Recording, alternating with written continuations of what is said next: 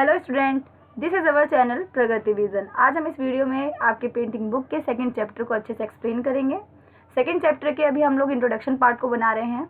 इसमें introduction part को समझने की कोशिश करेंगे कि आखिर इंट्रोडक्शन में क्या है, ताकि जब ये चैप्टर आपको एक्सप्लेन किया जाएगा तो आपको बहुत अच्छे से समझ में आए। तो चलिए इसी के साथ वीडियो को शुरू करते हैं। चलिए प्रगति की ओर। चैप्टर नंबर 2, जिसका नाम है 7वीं से 12वीं शताब्दी तक का इतिहास, कला का इतिहास तथा इसका मूल्यांकन। कहने का तात्पर्य यह है कि 601 ईस्वी से लेकर 1101 ईस्वी तक आपका जो कला का इतिहास है, किस तरीके से इसमें बदलाव आया। हमने जो इससे पहले चैप्टर नंबर 1 पढ़ा है, उसमें हमने देखा कि किस तरीके से जो कला का इतिहास था उसका विकास हुआ है। और इस चैप्टर में हम ये पढ़ेंगे कि कला के इतिहास के साथ साथ उसके अंदर कैसे बदलाव आए, किस तरीके से उसमें और ज़्यादा इम्प्रूवमेंट देखने को मिली। पहले क्या था, सबसे पहले जो मूर्तियों को बनाया गया या फिर किसी भी कला का निर्माण किया गया बिना सोचे समझे या फिर किसी भी उद्देश्य के माध्यम से नहीं किया गया। मगर फिर उसके बाद गुप्त काल में आपने देखा कि सबसे ज़्यादा स्वर्ण युग कहा जाने वाला युग इसलिए कहा गया ताकि फिर लोगों ने अपने विचारों को, अपने अनुभव को अपनी आकृति व कला के द्वारा प्रस्तुत किया। मगर इस चैप्टर में हम लोग पढ़ेंगे कि किस तरीके से कला का जो इतिहास है वो मंदिरों की ओर अग्रसर हुआ। किस तरीके से जो अनेक वंश है, जैसे पल्लव वंश, चोल वंश, होयसल वंश, पाल वंश, सेन वंश या गंगा वंशों में किस तरीके से इस कला का इतिहास और भी ज़्यादा निखर कर देखने को मिला, उसमें मंदिरों का जो एक अनोखा रूप देखने को मिला, उसके बारे में हम इसमें पढ़ेंगे। तो चलिए इसी के साथ हम लोग आगे बढ़ते हैं। पहले पॉइंट में लिखा है, भारत कला के इतिहास में गुप्त काल के बाद का समय मंदिर वस्तुकाल की प्रगति का युग कहा जाता है। कहने का तात्पर्य ये है कि जो हमने फर्स्ट चैप्टर में पढ़ा, गुप्त काल जिसे स्वर्ण युग भी कहा जाता है, उसके बाद जो भी कला का इतिहास है, जिस तरीके से उसका विकास हुआ, मंदिर की वस्तुकला के रूप में विकास हुआ, ज़्यादा से ज़्यादा मंदिरों का निर्माण हुआ, उसके अंदर नक्काशियाँ देखने को मिली। ऐसे कई मंदिर हैं जिसके बारे में हम इसमें पढ़ेंगे और बहुत ही खूबसूरत उसकी बनावट है। तो हम लोग दूसरे पॉइंट पे चलते हैं। दक्षिण में पल्लव, चोल, होयसल एवं पूर्व में पाल, सेन और गंगा वंशों ने इस प्रगति को सहेजा तथा इसे प्रोत्साहन दिया। कहने का तात्पर्य यह है कि भारत के अलग अलग हिस्सों में अलग अलग योगदान दिया।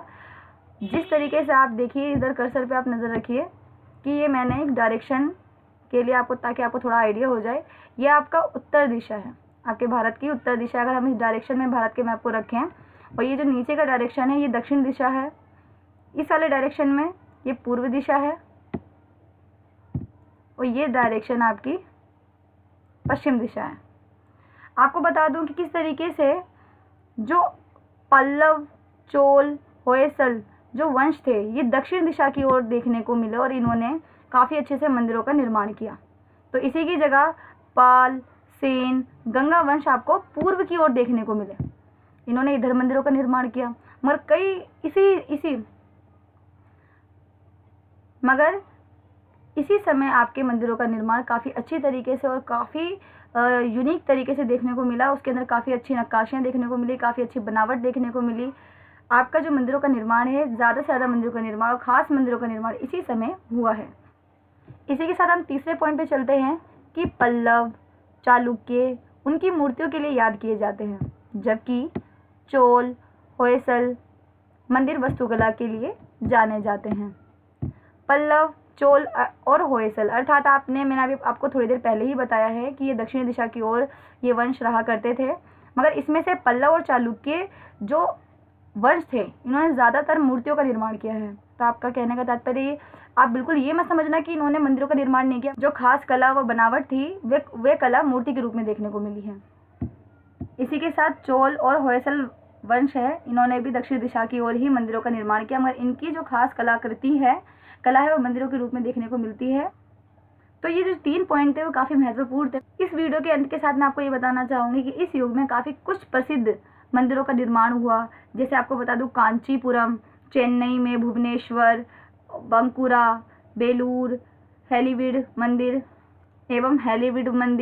गंग वंश के शासकों ने पूर्व भारत में, भारत के पूर्वी हिस्सों में मंदिरों के निर्माण में विभिन्न परियोजना बनाई, जिसमें से उड़ीसा के गढ़मुक्तेश्वर मंदिर, लिंगराज मंदिर तथा राजा रानी मंदिर महत्वपूर्ण है। चोल वंश के शासकों ने दक्षिण भारत में, अर्थात भारत के दक्षिण हिस्से में काफी प्रसिद्ध मंदिरों का निर्माण किया, जैसे गंगगोड़ा चोलापुरम मंदिर तथा वृद्धेश्वर मंदिर।